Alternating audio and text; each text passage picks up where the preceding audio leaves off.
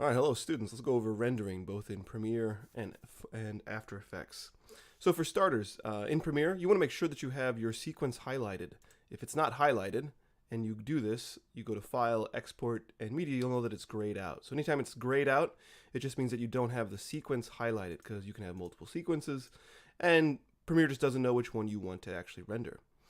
You want to make sure that your render bar is however long it needs to be. Normally it always is. As you add more things, it naturally gets bigger or smaller, but you can manually change this either here or when we go to render to make the video.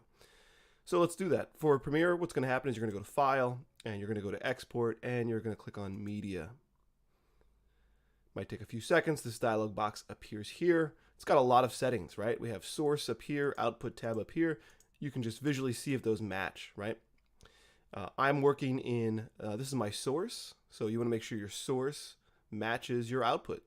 And mine does because I've already worked with this file. If yours doesn't, you can choose a variety of things up here. I most always use H.264 as a codec. These are all codecs that will, they have proprietary software that compresses videos into files that can be played on various applications. VLC player, media player, QuickTime, etc. And so under H.264, you have all these options here. So you can find one that matches what you're looking for. So if I was doing it in 720, at this frame rate at 1080, whatever you're working in. If you have a weird sizing, you can also just click on Match Sequence Settings. The problem is that makes it an MPEG, which in this version, which I don't like. So I like H.264, so I'm good. You can also come down here and make actual changes to this stuff down here. I wouldn't recommend getting into this if you don't know what it is. Next step is to click on your output name. This is what it's called and where it's going. So la la la la, hit save, and now you know where it's going and what it's called. Make sure you don't name it after the files that you're working with because that could overwrite the files that you've actually been working with. It's happened multiple times in my class. If you have audio, make sure the audio button is selected, and down here you'll see that you have the estimated frame size, how big it's going to be, and then you can just hit either start a queue, so if you have multiple renders you want to do, or if not, just hit export, and then this export sequence will start. And once that's completed, that should be exported, and you don't need to upload it now into After YouTube, but we'll do for later.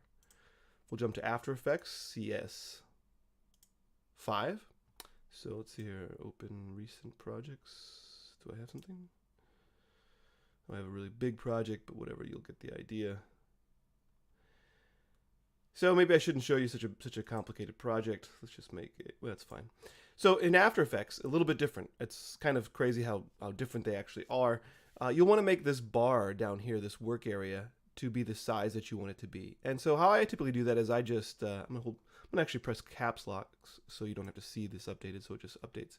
You move your play to where you want it to start and you press B, and then you move it to where you want it to end and you press N, and that will change your work bar area. You can also slip edit in or out, but you need to make your work area this size. You can't actually change that in the next step in Premiere.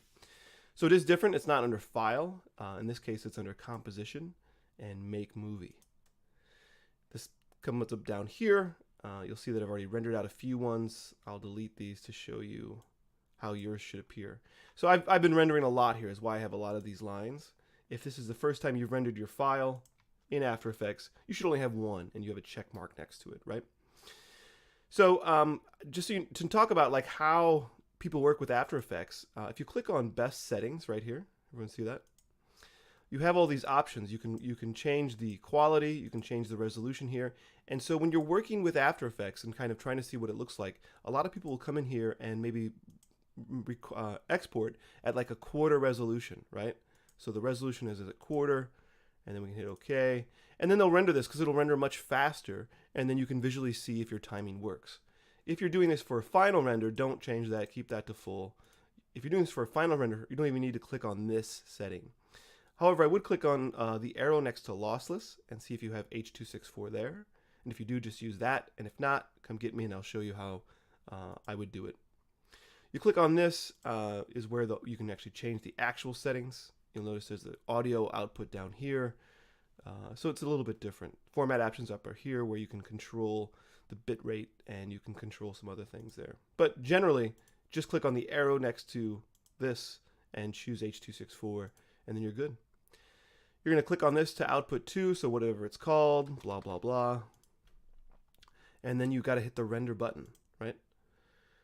And then this bar will fill up, and when that's filled up is when you can look at your video file, right? And that should be it for cs5. So I'll move on to